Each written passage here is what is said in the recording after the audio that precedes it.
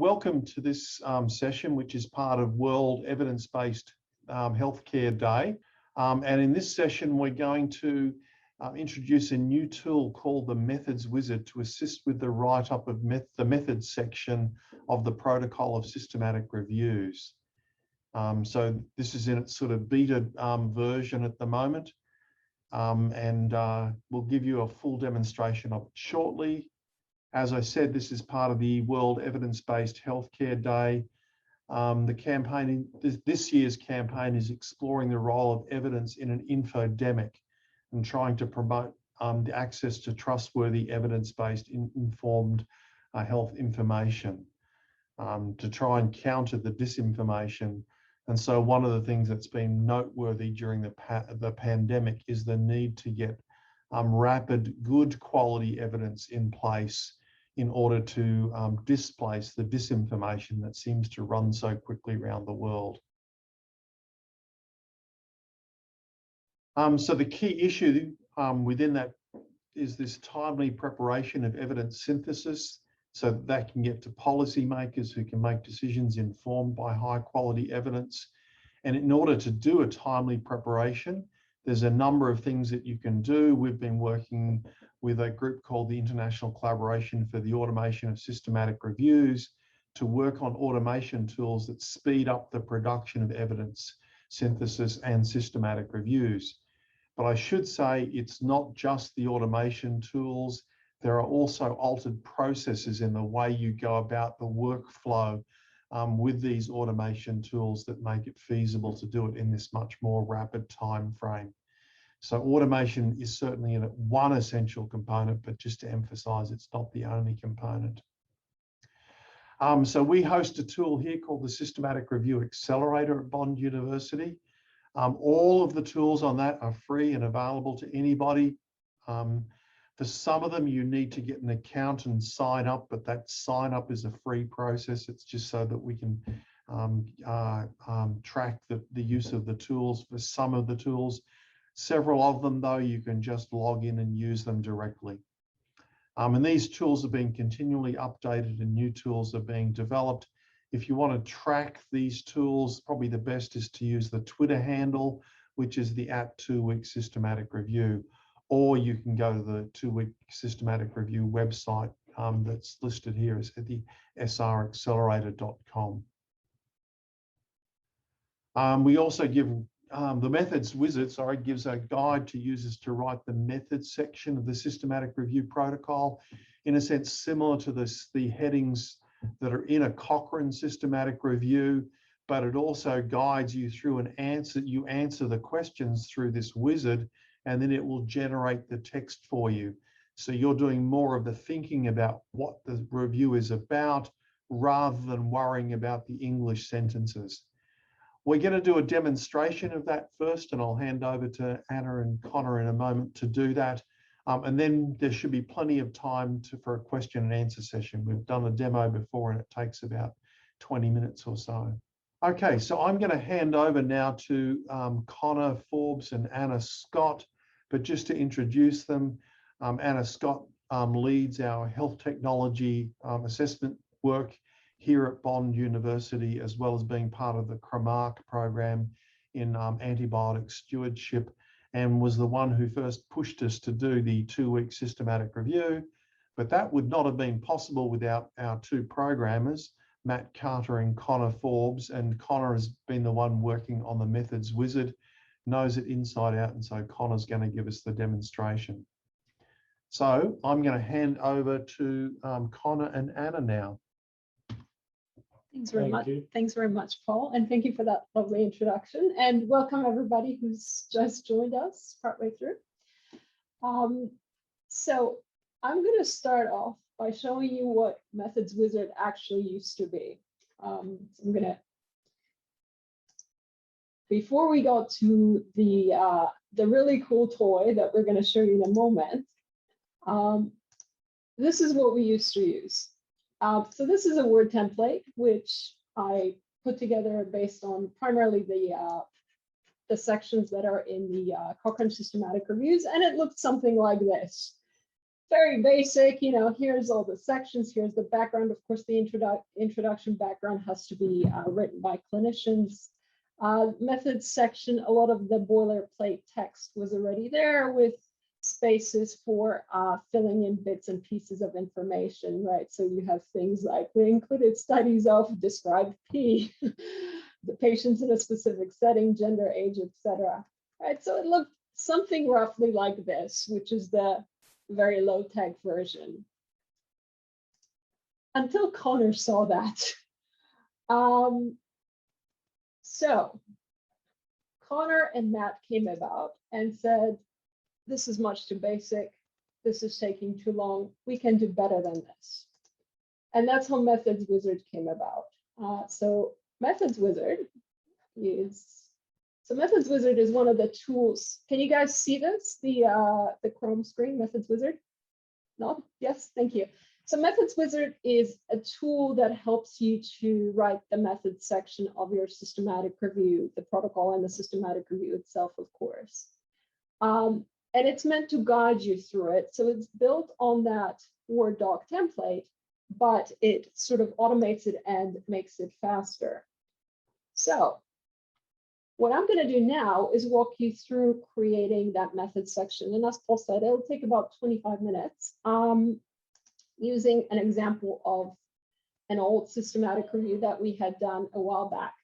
First thing it does when you start your systematic review protocol is it tells you, for the love of God, save. So I'll save this link and I'll copy and paste it into a blank document, which we'll have a look at the end. But just so that I do not lose it in case I close the window accidentally or something crashes, it's still going to be there. It is saved. It does not disappear into the ether. So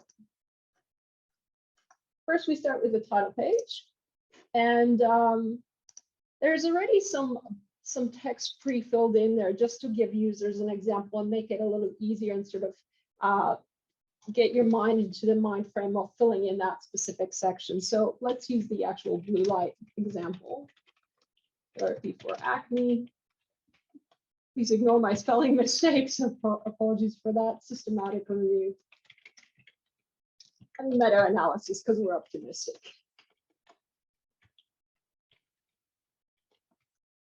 Who are the authors? The reason we fill this in is because later on there's sections, as you know, as systematic reviewers, where you describe who's going to be doing the screening, who's going to be doing data extraction. This will automatically populate from that. So let's say Paul, let's say Anna, and let's say Connor. Oh, and let's add Justin as well. What year will be published? You can skip that or you can fill that in. Let's be optimistic, 2022, because peer reviewers are going to be fast and friendly. So I filled in the title page. I'm going to start working my way through the PICO section. I'm just going to move this here so that it's not obscuring as much of the screen. So in this particular systematic review, we included participants, since we're looking at acne, let's say over 12 years old, because teenagers, right? Any gender. Anything else we would want to put in here? I wouldn't restrict it too much. So that's my inclusion criteria for the population. Let's say, let's say I want to add in some exclusions. Let's say I want to be very explicit and say I'm not including any studies that involve kiddos on 11 years or younger. So participant 11 or younger. And I'm going to make sure that that's an exclusion. So now I'll work my way through the intervention. I'm interested in light therapies. Blue light. And as I'm working my way through it, you can see it's picking up my spelling mistakes, but I'm just going to ignore this in the interest of expediency. I want to exclude some therapies. Let's say I want to exclude anything that's other types of light therapies.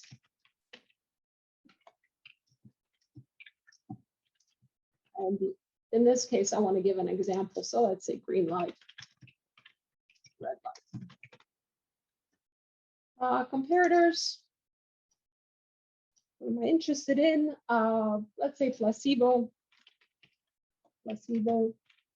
sham, usual care. And let's say for whatever reason, I'm interested in excluding antibiotic comparison. And finally, the outcomes. There's, of course, primary and secondary outcomes we list. So let's, for the sake of this exercise, list one primary and a couple secondaries. And again, as with earlier, it shows you some basic text that would normally go in here just to sort of put you in the right frame of mind. So let's say investigator score. Let's say patient score is my secondary. And let's say adverse event is another secondary I want to look at. And we're not interested in any hospital stuff, just primary care. Because acne would normally happen in the hospital, right? So let's be explicit and let's exclude that. And I'm only interested in, let's say, randomized trials. Now, this doesn't give me as an automatic option to put in quasi-randomized trials, but let's say that I want to look at that and include those also. I will add that, and that pops up right there. So now comes the magic part. As I was typing all this stuff, this was being automatically written on the bottom of the screen. So this review aimed to find, assess, and synthesize all randomized control trials and quasi-random studies that compare light therapies, blue light to placebo, sham, or usual care, right? You see how it's writing up the types of studies that I'm including, the intervention and the comparison. Studies that were excluded are listed here, right? So we excluded stuff with green light, red light, etc. The language sometimes comes up a little bit funny. So you have to edit it almost always. The really cool thing is that it writes it up first as a paragraph using normal language or pretty close to normal language. And then it also gives you the bullet points with all the inclusion and exclusion criteria, right? So for participants, right, we said we included over 12-year-olds of any gender. We excluded everybody 11 or younger. Intervention, right? So blue light therapies excluded things other than blue light, so green light, red light, the comparators, outcomes, etc. If I don't like the way this is phrased, I'm going to ask it to rewrite. And it's a little bit hard to see because the screen isn't quite big enough. But oops, when I hit rewrite, it changes. It changes the words. There's a bunch of pre-loaded variations of phrasings that it's working with, right? And again, sometimes it comes out a little grammatically funny, so you do have to edit it, but it's sort of like Google Translate, right? You translate from English to French. You're not writing a translation from scratch. You're already working from something that already exists. So I'm done with my eligibility section. I can move on to my search section. And let's say for my search strategy, I'm going to do searches using mesh terms. If there's something other that I wanted to add, something a little more exotic, again, I would just add it here and then it would just add it to that automatically. My searching was done by a Cochrane specialist. Did they get help? No, because they know what they're doing. And was it peer reviewed according to press guidelines? Let's say I don't put anything in here because it wasn't peer reviewed. Notice it doesn't pop up any information about that on the bottom, right? So this is already the automatic text. Let's say I say something about librarian peer reviewing it. It adds that information right on the bottom. The search strategy was peer reviewed by a.m. librarian, right? Again, it accounts for English language variations. I don't like it. Rewrite. Although sometimes it doesn't work, you have to press really hard and this mouse is a bit funny. So search strings for databases. Let me just move this a little bit.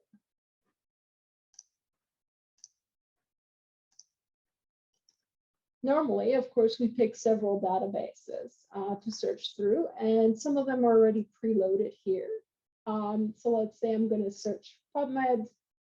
I'm going to say search Embase, and let's say I'm feeling really wild and I'm going to use Sport Discus, I think it's called. If I add that, it's going to add itself to the list.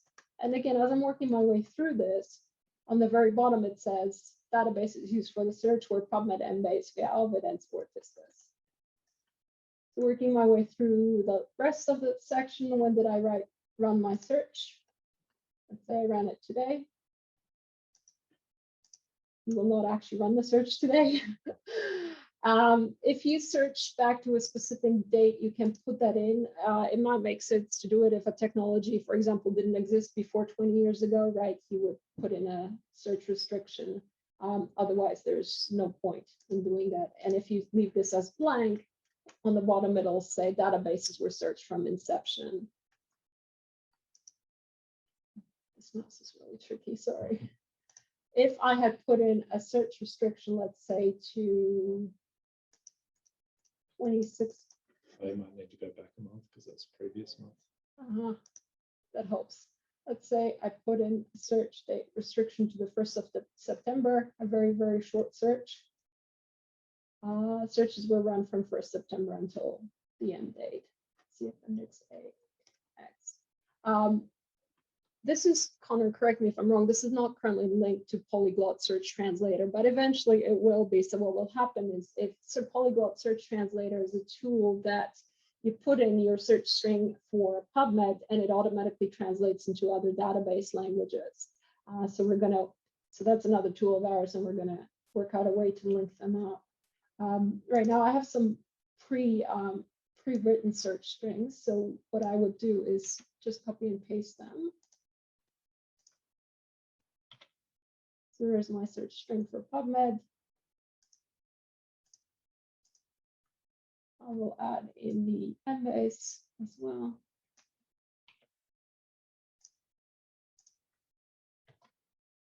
And it's asking me for a search string for Sports Discus because I said I'm going to do that. So it's a nice way to sort of keep you honest and on track for things. And again, I just plugged this into the Polyglot Search Translator. I didn't edit it or anything, so it's just as it was. So a very brief write-up for this section. All it says is which databases and which dates I searched. But what it also outputs is the appendices with your search strategy, so you can document them, right? So here it replicates the search strategy I input for PubMed, Embase, and Sports Discus if you scroll low enough.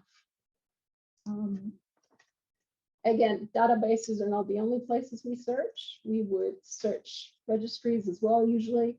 If you aren't searching registries, just skip this section, right? You will get something like this on the bottom. We search blank databases from inception until blank. You can just delete it in the output.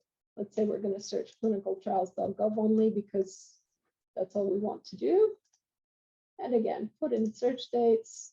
If you want to put in a search date restriction for the starting date, you will put that in here. If not, just leave it blank. So there is, it just spits out the automatic text saying you search from inception. And I'll put in, the sample search string here. Right, where did it go? It's annoying how much screen space Zoom takes up sometimes. Yeah. All right. So I put in my search strategy for clinicaltrials.gov. And again, what will happen is it'll pop out another appendix so you can add it to your manuscript at the end saying, I searched these dates, I ran those searches. I didn't put in any inception date, so there's no restriction shown here. Did we restrict by publication time? Sometimes we do, sometimes we don't. If we didn't, if we pick absolutely no options here, it'll say no publication or language restrictions were applied. Or we can say all publication types and languages were included, or we didn't, right? So there's variations in here. Looks like we wanted to put in restrictions, and we didn't want to include any theses or book chapters. And let's say we restrict it to some languages, let's say English, Japanese, and Dutch, because that's the ones we speak. You can also add others if you'd like. Give me a language. Russian. Yeah. Let's go with Russian, because that's also a language we speak. It'll add itself to the list here, and then the output, of course, changes at the bottom, right? So it reports which restrictions we applied and what we excluded from the search. So the theses and book chapters, we included studies only in those languages that we had specified. And again, there's an option to rephrase that. If only my mouse were working as well as it should. Could be that there's no alternatives for that yet either. Okay. So obviously we're looking at always expanding our kind of vocabulary in sentences. So if you have any suggestions for sentences, reach out to us and we'll add them in there. The more we add, obviously, the more variation in the output there will be. Excellent, thank you. And then supplementary methods, of course, common to do at least a search of the reference list of the included studies. You can do this manually, or of course you can run it through Scopus or Web of Science, do a forward and backward.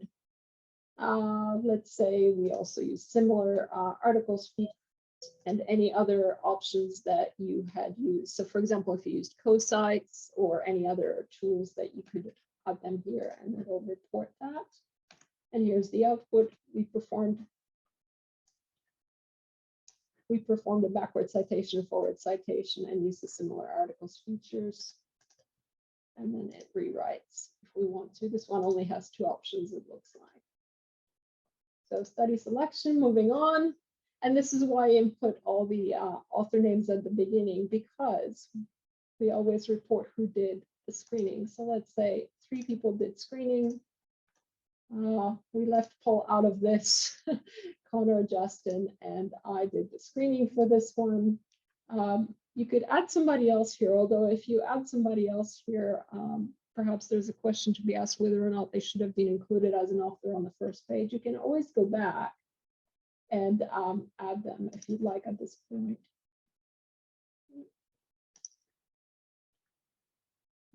Which author retrieved full text? Of course, somebody did. And again, repeat the process for the full text. This time we'll dub in Paul to do some of the hard work.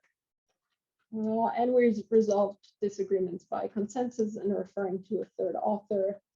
And because Matt's on the line, of course, we reported this using Prisma and we used 2020. And we provided a full list of excluded studies in an appendix, as you should. So this is the output. Screening by title was conducted by 3 authors independently. Full text retrieved, and it spits out the initials of the authors who did the screening, discrepancies resolved, etc. And we provided a list of exclusions in appendix and compiled a Prisma flow diagram. And again, you can rewrite it so it looks a little bit different. And this one has quite a few options. So moving on to data extraction section. We usually pilot data extractions on a couple. You can always leave it blank again, but as you start filling it in, you'll notice on the bottom it starts putting that text into actual language. So a standardized form initially piloted onto included studies because 2 is showing on the bottom. How many study authors extracted? Let's make everybody suffer. So all of us.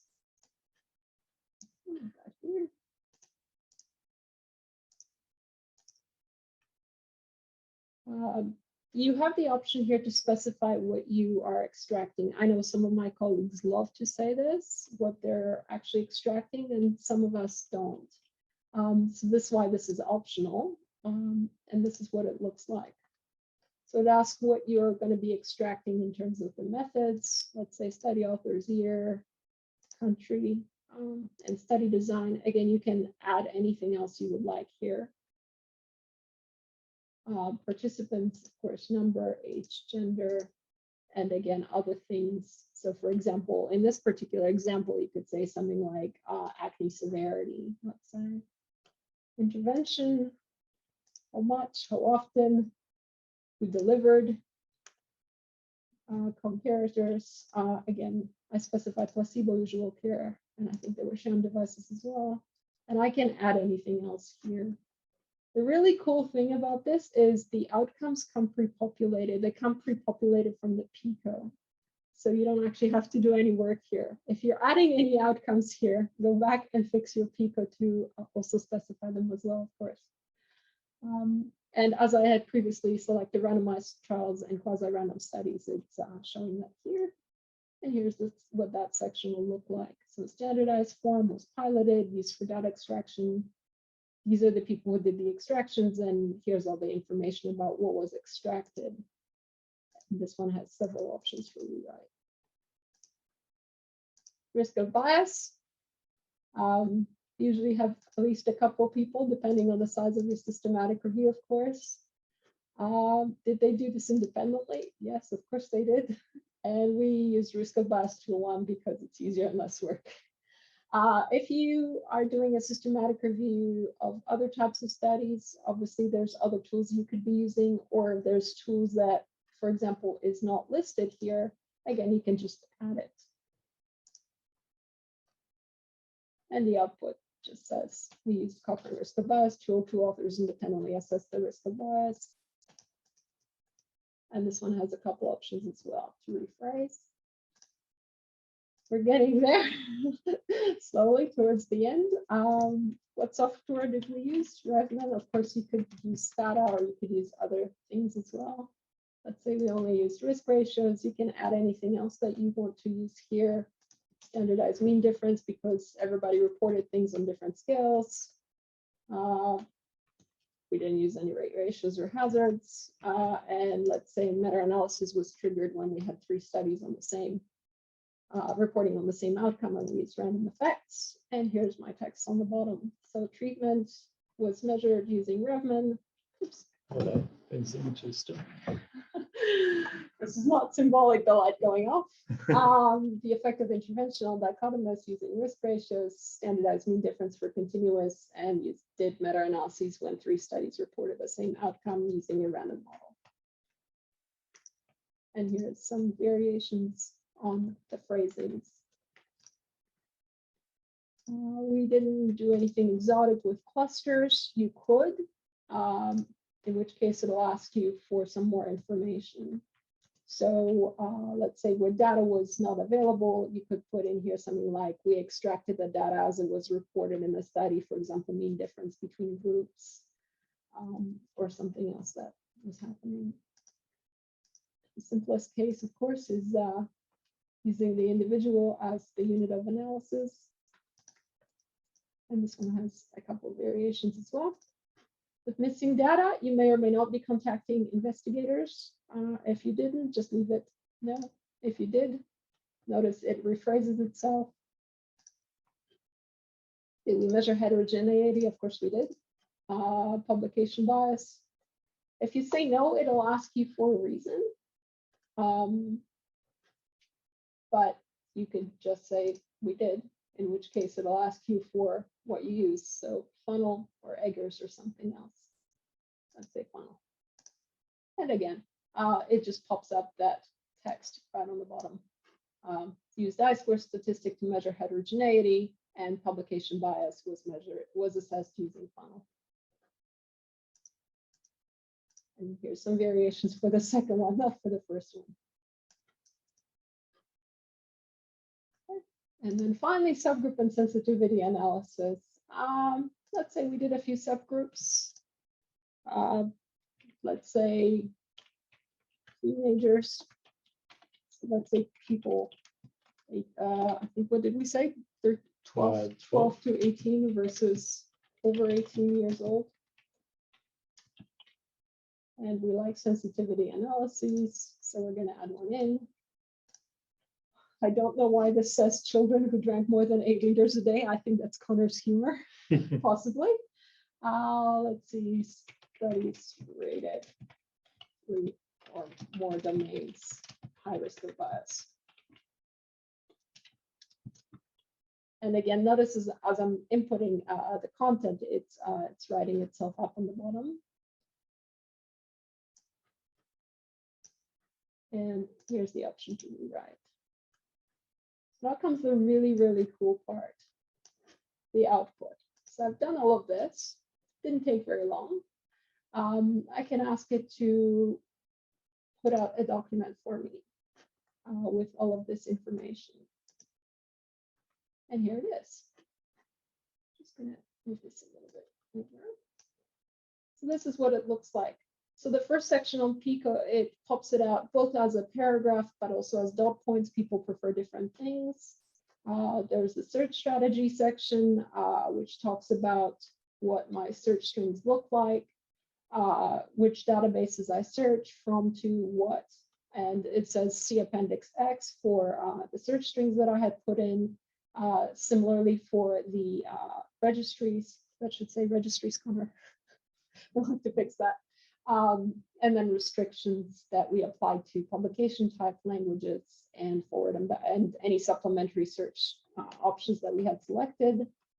Screening information, who did what, how many, were they independent, how they resolved discrepancies, data extraction, likewise with the information on what types of items I was extracting from the studies, what I used to assess the risk of bias and how many authors were using this, and information on the measurement of effect, unit of analysis, missing data, and heterogeneity, and publication biases, as well as subgroup and sensitivity analysis. And as I said earlier, this also produces the appendices for you with the search strings that you had input. So I copy this to a Word doc. So just click Copy Methods to Clipboard, and I'm gonna share a blank document if I can figure out how. So this is the document where I had earlier put in my link in case something got broken or I accidentally closed the window. I can always come back to it. I copy and paste my protocol. Now, when I say protocol, it's the methods section. It doesn't write the introduction section for you just yet because we haven't worked out how to replace clinicians. And hopefully we never will. So this is what it looks like. All of this work, and we have a method section of the protocol. Now you will notice it's automatically written in past tense. And the reason we do this is because we usually don't publish our protocols. We usually just automatically put it into the manuscript, which usually has them written in the past tense. But that's it. So this is the magic. And I noticed there is a heap of comments in the chat. So I think I'm gonna stop sharing my screen. What is this? Okay, so I'm gonna stop sharing my screen and I'm gonna start trying to answer all the questions. All right, so I'll work my way from the top. And if you have a question, please just raise your hand or just unmute yourself, please. So Helena, thank you. The not search is a little cleaner, not animals. Okay, I think that's an issue of writing a proper search string, which I admit I did not. So that was just a quick and dirty example to use as a demonstration. But absolutely, yes, you're right. We do need to have clean searches. Yeah, the first one with Helena, was it? Yeah, just above. Oh no, just above there with the Helena. Go, Helena. Helena, I apologize. So was that with the P Eco Plus framework? So adding exposure. Yeah, I don't see any harm in adding that section, although MethodsWizard is definitely at the moment primarily designed for health research, I believe. For interventions, yeah. Yeah, very specific because as you add more, it blows up quickly in complexity, obviously. But yeah, we can look into adding adding the E element of Pico. Yeah, that shouldn't be a problem, right? Yeah. So as Connor said, this is currently primarily for interventions, but we're obviously going to expand on it to make it for different types of systematic reviews, because of course interventions is not the be all and end all. Okay, so searches were run, should be searches. Oh, that's right, there's a typo in searches. Okay, we'll fix that. Thank you so much for catching that.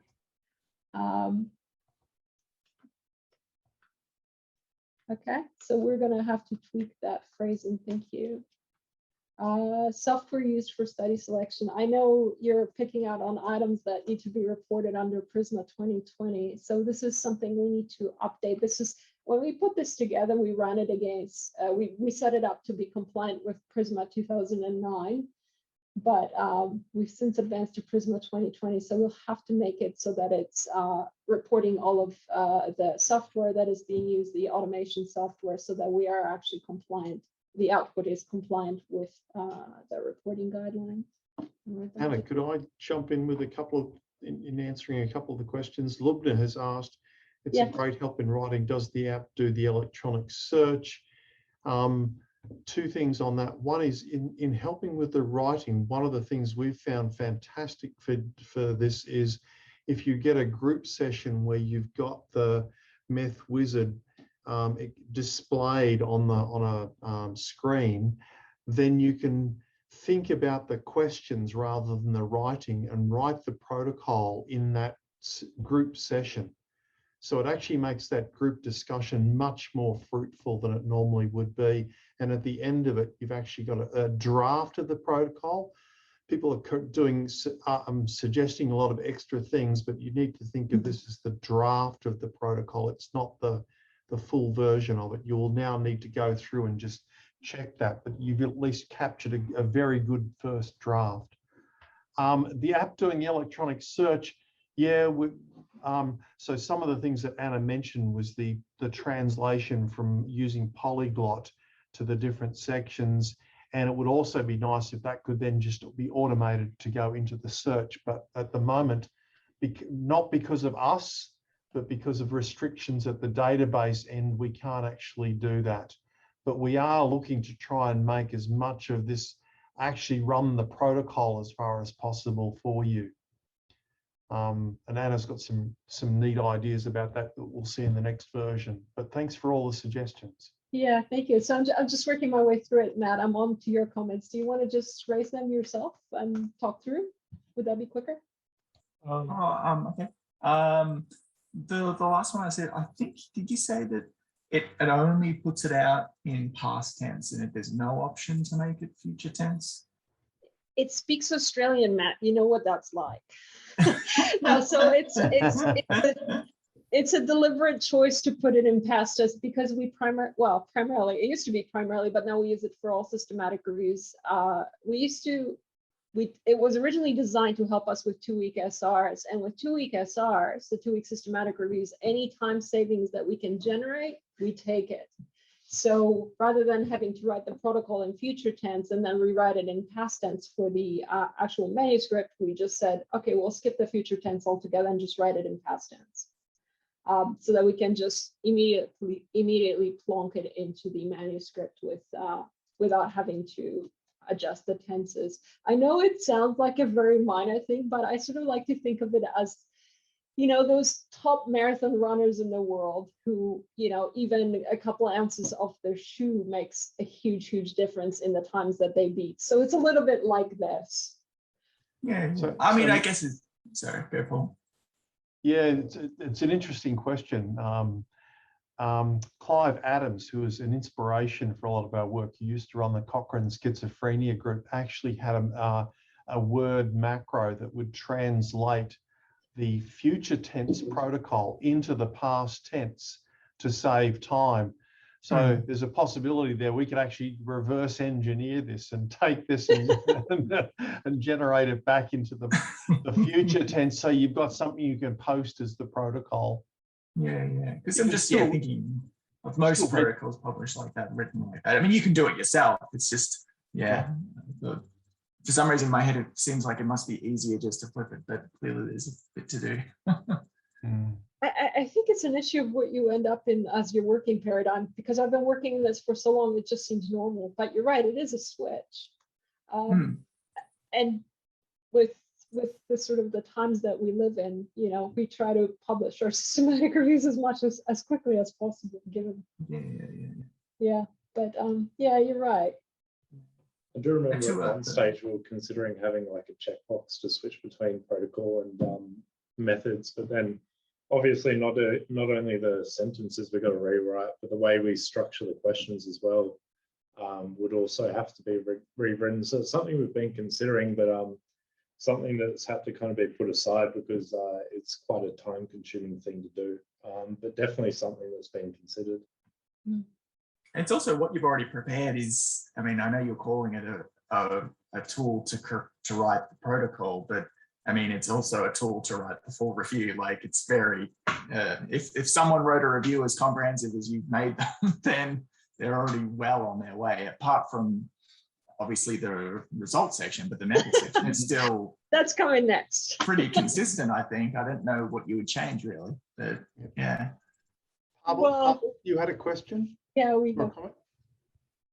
Pavel? Yeah, I was wondering if there are any opportunities for open source, probably GitHub repository, so that a knowledgeable user could create a pull request, for example, and propose any modifications like in their direct form. And also I know that there are a lot of good open source initiatives, like ones that Neil Hathaway is running. For example, there is a tool that can track references, a recently developed tool. Probably an open source opportunity could broaden the perspective of the systematic review accelerator as a whole. What do you think? I definitely agree. I agree. I mean, some of our tools up there at the moment are already open source. The developing ones have been kept closed source for now because they're still in an earlier stage of the process. But I can definitely see MethodsWizard becoming open source when it is released, because obviously not only for like, you know, catching bugs and whatnot, but also for the actual write-up bits and for the sentence templates. It would help a lot to have kind of community contributions there. You know, make it easier for people to add sentences or different variations and whatnot. You know, add past tense if they want to as well. So yeah. So looking at David's question, thanks for picking on that, David. We don't yet have a section of grade. It is something we need to add. Yes, you're right. We don't always do grade as part of our systematic reviews. Obviously, you have to if you're writing a Cochrane systematic review, and whether you do it as a non-Cochrane systematic review, it sort of tends to vary. But you're right, that section should be there. That's something we'll track. Thank you for catching that. All right. Does the app do electronic search? Not yet. So let's see, I'm just working my way through the comments on the right. I think I remember Matt mentioned something about the funnel plot and Egger's test as well. So yeah, at the moment, the input's mutually exclusive. I think it's a pretty good idea to make it select more than one though. But for now, as a workaround, there's actually a third option in there, which was other. So from the drop down, if you selected other, it would give you like a free text input in the event that you didn't use Egger's test or funnel plots. But statistics isn't really my main area of expertise. So yeah, I'm just going off what others say for that. But yeah, definitely look into making it kind of mutually unexclusive. I don't know what the correct term would be, but yeah, just being able to select multiple from a list similar to our other inputs. There was another question in there, I think, as well from Matthew regarding data extraction, I think it was. So I've kind of been writing this stuff down as we've been going. So data extraction, you mentioned that it would be a good idea to add another checkbox, which is like, was data extraction performed independently, or was it performed by two researchers together, which is, I think, is another good piece of advice to put in there. Yeah. So yeah, similar to what we do for screening, obviously. Yeah. big version. Yeah, still work in progress, but yeah, we're getting to release. Another thing to mention quickly before we leave is that currently the database used is Firebase, so it lets everything kind of be live updated in the tool. But before we release it, I am working on switching it over to DeepStream at the moment, which is kind of like a open source version of Firebase. So what it essentially allows you to do is have it open on one computer, and other researchers can be in the room with the same link in their web page, and they'll be collaborating on the same thing at the same time as you, kind of similar to how Google Docs works, I guess. So it's really good for collaboration, especially if people are having to zoom in from different locations. It will let them kind of collaborate a lot better rather than just having to share your screen, like I think is what usually happens for a lot of these collaborations. But yeah, what I was going to with that is, so we're switching over to a new database, which is DeepStream, just so we don't run into any limitations in the future. Which means that if you start using it now, there might be a period in, say, a month or two where some of your data is lost, but it's still recoverable. I'll have an old version running in the background, so if you run into that problem, feel free to contact us. But once we actually have it listed on the SRA website in the sidebar, that's when we've switched over to the new database and it's safe to use and there's no risk of losing any data. Thank you. Ian, your question about teaching it to students. So we're actually of two minds about it, because on the one hand, it makes things quite a bit simpler, but on the other hand, you kind of also want students to sort of really grapple with and think through a lot of these issues. And there is a risk that unless they're doing this jointly with somebody who can explain a lot of these things and why they are where they are and what do they actually mean, if you set it loose on students alone, it may sort of detract pedagogically. But I don't know if that's the question you're actually asking. So can you clarify, Ian? No, that's really helpful. I think, I mean, partly we're just limited in resource for the amount of support we can provide given the size of our intake. And so anything that can kind of support us to deliver the module will be really helpful. But I take your point there. I was more thinking about kind of like the issues that I've flagged with Polyglot. Is it something that I can trust that the students won't be coming back to me with more queries as a result? You can never trust students to come back to you with less queries. They will always come back with more. You know what students are like? They're lovely and they're curious. Look, this is supposed to make things easier. But it's actually a really open question, whether that's an empirical question, whether this decreases your workload or increases it. And I know, Ian, you're putting together modules for your students, and we're going to have to chat a lot more to see how that actually hashes out in practice, because I'm very curious to know myself, but we've not actually checked that here. Yeah, Helena's interestingly suggesting that because she's working with people who are unfamiliar with systematic reviews, that this may help. And I think that's certainly true. My guess is that from the experience we've had in working with it in groups, that it helps to guide the less experienced people through what the elements that you need for the systematic review are, because you can do it in that group setting and it's guiding you through it. But with the students, without a guide there, a sort of tutor to take people through it, I'm not quite sure how it would work. Anna, you've got a guy in the UK at the moment who's using a lot of the other systematic review tools for teaching their students about systematic reviews at the moment. I don't have a guy, and it's Ian you're thinking of. Oh, sorry, Ian. Sorry, Ian, I mentioned to Paul that there was a professor from Leeds, but I don't think I actually mentioned your name. Sorry, Ian. Apologies. Paul, I think this question is from David, especially for you. So what balance of benefit harm do you see with automation and 2-week SRs in terms of research waste? So we have the research waste expert. So I'm going to punt that to you, Paul. Yeah, so two gains and a harm. The two gains are, First of all, I think it potentially leads to higher quality reviews. And for some of the systematic review automation tools, we've actually been able to demonstrate that it's not just a gain in time, but it's a gain in quality as well.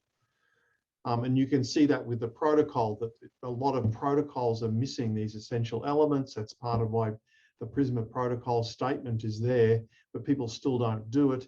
This would make it easier for people to be compliant with that and pre-specify a lot of the elements that they don't currently do. So I think both that and secondly, the speed at which you can do it so that it's in a much more realistic time. Part of the reason I started work on 2-week systematic reviews or automation tools was Ian Chalmers always saying, before you start any primary study, you need to do a systematic review. And knowing that that took 1 to 2 years and nobody was ever going to do that. Well, a few people, but it was 0.1% of the research population.